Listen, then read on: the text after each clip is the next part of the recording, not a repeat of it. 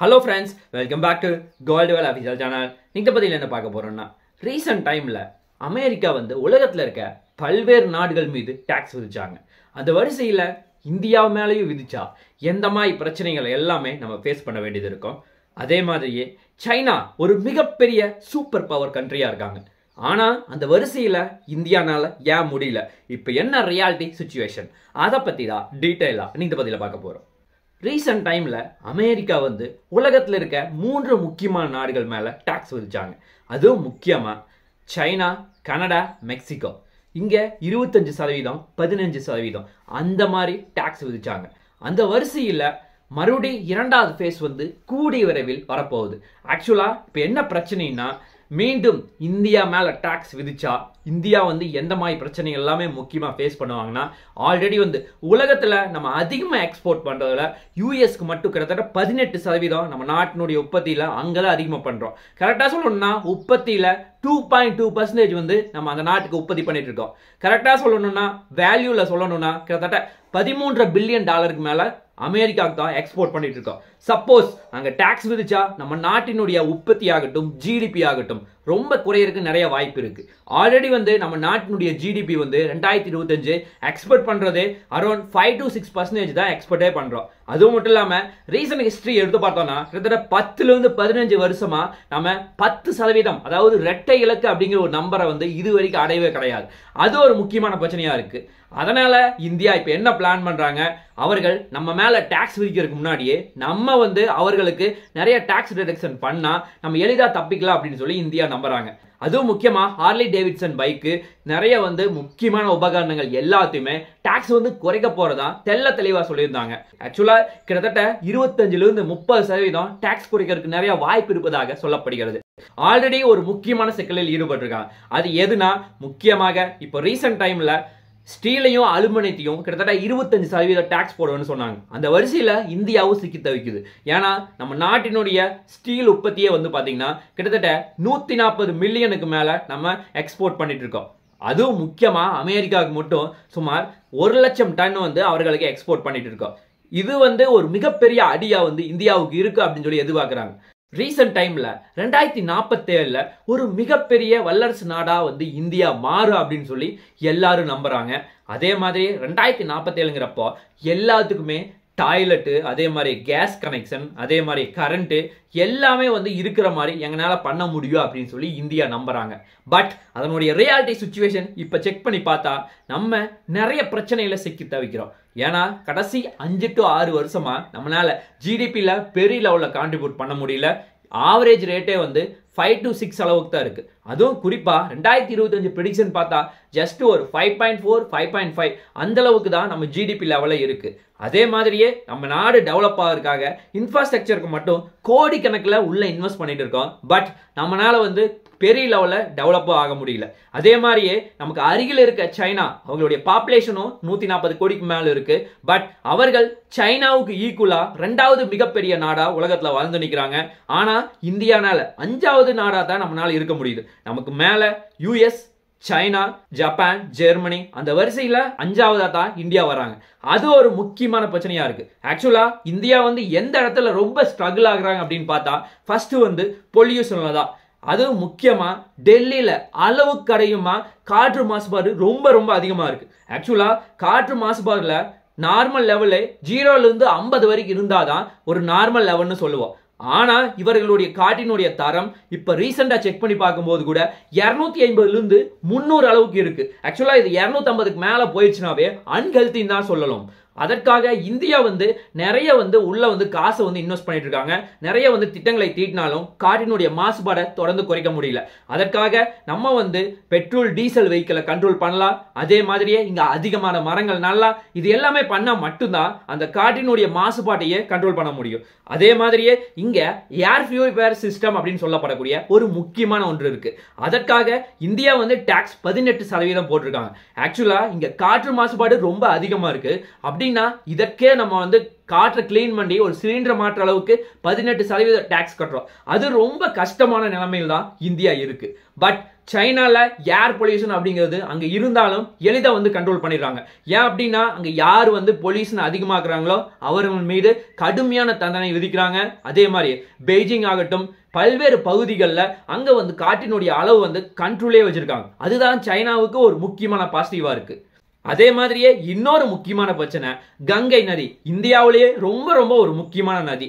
ஆக்சுவலா இது வந்து 4 to 5 ஸ்டேட் போக இன்னொரு நாட்டுக்கு பங்களாதேஷ்கே வந்து போகுது. அதுவும் முக்கியமா உத்தரப்பிரதேஷ் ஆகட்டும், உத்தரகாண்ட் ஆகட்டும், பீகார் ஆகட்டும், ஜார்க்கண்ட் ஆகட்டும், வெஸ்ட் பெங்கால் ஆகட்டும், இந்த மாதிரி பல்வேறு மாநிலங்களுக்கு பாயுது. பட் இந்த கங்கை நதி இப்ப சுத்தமா இருக்கான்னு கேட்டா நிச்சயமா கிடையாது. அங்க டாக்ஸிக் கெமிக்கல் வந்து உள்ள அதிகமா போய் எல்லா தண்ணியுமே கெட்டு கிடக்குது. அதற்காக இந்தியா வந்து ஒரு தனியா அமௌண்ட்டே ஒதுக்க வேண்டியது இருக்கு. அதாவது கரெக்டா சொல்லணும்னா 1986 இருந்து 2014 வரைக்கும் கிட்டத்தட்ட இந்தியா மட்டும் 20,000 கோடி இந்த தண்ணி வந்து சுத்தமான அப்படின்னுக்காக ஒதுக்கி இருக்காங்க. அது மட்டும் இல்லாம 2022ல இந்தியா 13,000 கோடி ஒதுக்கி இருக்காங்க. ஆக்சுவலா இவர்கள் மீது கடுமையான தண்டனை விதிச்சோம்னா கண்டிப்பா இந்த மாதிரி காற்று மாசுபாடு, நீர் மாசுபாடு இது எல்லாத்தையுமே நம்மளால கண்ட்ரோல் பண்ண முடியும். பட் அங்க எல்லாத்தையுமே லூசா விட்டு வருஷம் பட்ஜெட்ல இதற்காக ஒதுக்குனா நம்ம நாட்டினுடைய செலவு தான் ரொம்ப ரொம்ப அதிகரிக்கும். அதுதான் ஒரு முக்கியமான பிரச்சனையா இருக்கு.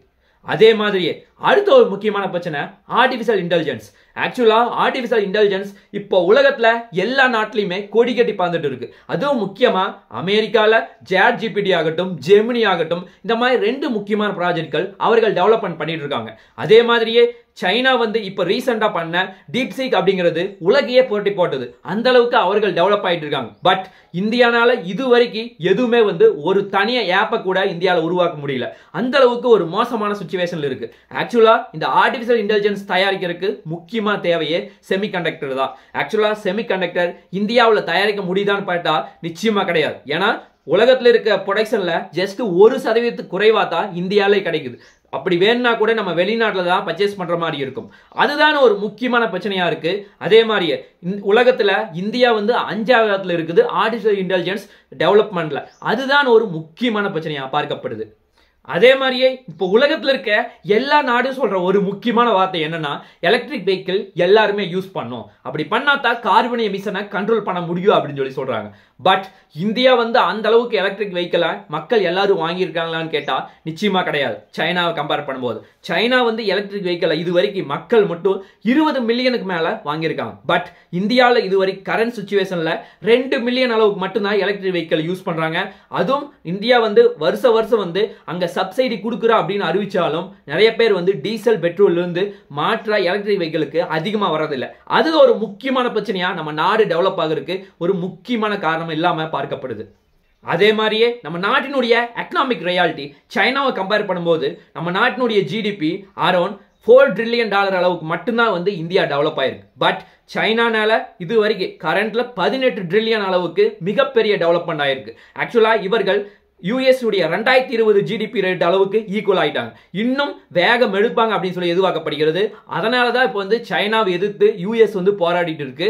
அதே மாதிரியே இப்போ இந்தியா வந்து நமக்கு அருகில வந்து சைனாவோட நம்ம சிறந்ததா மாறணும் அப்படின்னு சொல்லி நினைக்கிறோம். பட் இவ்வளவு பிரச்சனையா இந்தியாவுக்குள்ள வச்சிருக்கோம்.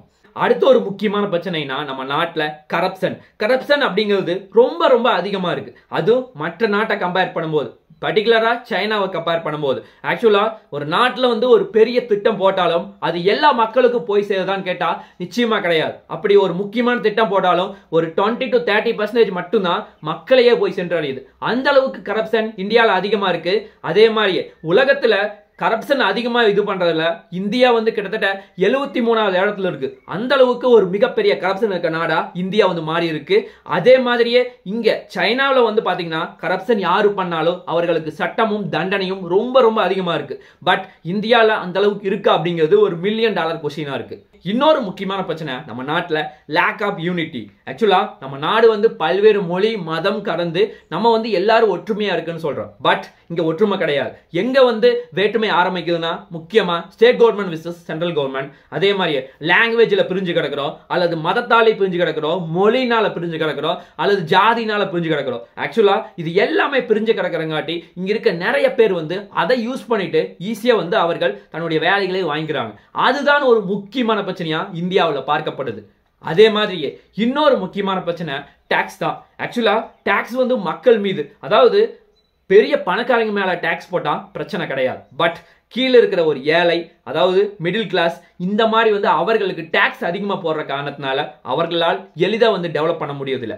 அதே மாதிரியே இன்னொரு முக்கியமான ஸ்ட்ராட்டஜிக் சொல்லணும்னா, நம்ம நாடு இப்ப என்ன சுச்சுவேஷன்ல இருக்குன்னா, கிட்டத்தட்ட 140 கோடி மக்கள் தொகை இருந்தாலும் 80 கோடி மக்கள் வந்து இன்னும் ரேஷன் அரிசி சாப்பிட்டு தான் வாழ்றாங்க. அந்த அளவுக்கு ஒரு கொடூரமான சுச்சுவேஷன்ல இருக்கு.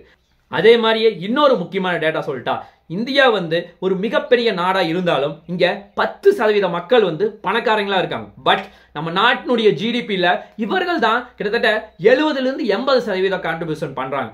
பேலன்ஸ் இருக்க 90% மக்கள் வந்து 20-25% தான் நம்ம நாட்டினுடைய ஜிடிபியிலேயே கான்ட்ரிபியூட் பண்றாங்க. அப்படின்னா நம்ம நாட்டு வந்து எவ்வளவு பெரிய பிரச்சனைகள் இருக்கு அப்படிங்கிறது தெளிவா தெரியுது. இது எல்லாத்தையுமே நம்ம மீட்டெடுத்தா மட்டும்தான் நம்ம நாடு வந்து டெவலப் ஆகும், வல்லரசு ஆகும், சூப்பர் பவர் கண்ட்ரியா சைனாவுக்கு ஈக்குவலாக ஆகும், யூஎஸ்க்கு ஈக்குவலாக ஆகும். அதே மாதிரியே இன்னொரு நாட்டை எப்பவுமே டிபெண்ட் பண்ணி இருந்தோம்னா அது வந்து ஒரு மிகப்பெரிய ஆப்பா எப்ப வேணாலும் மாறலாம்.